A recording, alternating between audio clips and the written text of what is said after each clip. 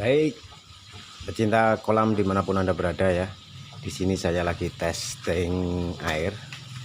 Di sini ada skimmer 2 dan ini sedotan skimmernya. Dan satunya itu skimmernya.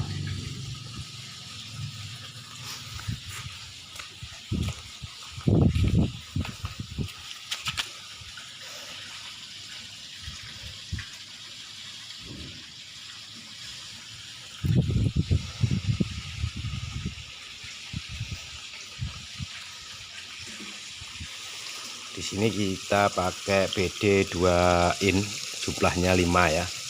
Dan skimmer itu membantu mengarah ke chamber 2. Di sini knalpot pembuangan.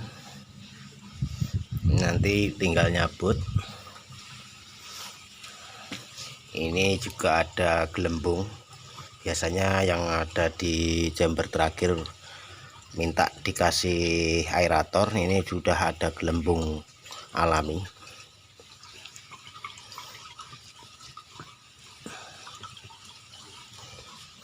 Ini chamber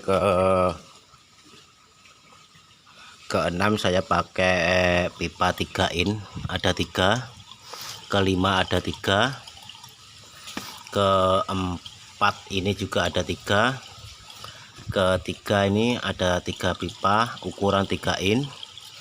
Terus ada chamber kedua, ini juga pakai 3 in, jumlahnya 3. Chamber pertama ada 2 ya, dibantu oleh skimmer. Di situ akan kenceng ya, dan skimmer ada di bawah sana, langsung mengarah ke bawah. Ini pompa ada 3, pakai Leftek SPB 610. Dan ini nanti ada kotak untuk tempat aerator. Ini ada pipa aerator, nanti tinggal memasang. Dan juga ada kelistrikan, nanti tinggal ditutup atau dikasih lubang ventilasi untuk aeratornya. Panjang 6 meter, lebar 3, kedalaman 170 ya. Panjang kaca 1,5 meter.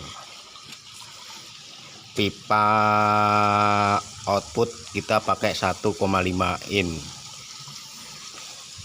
ada 3.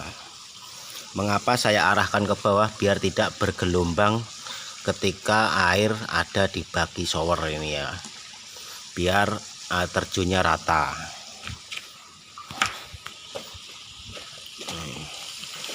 Dan ini kalau dicabut nanti akan menimbulkan gelombang seperti ini dan mempengaruhi air terjun ya, karena ada gelombang. Makanya kita kasih pipa atau keni mengarah ke bawah biar ditekan oleh air tampungan ini dan biar bisa normal atau stabil dalam gerojokannya.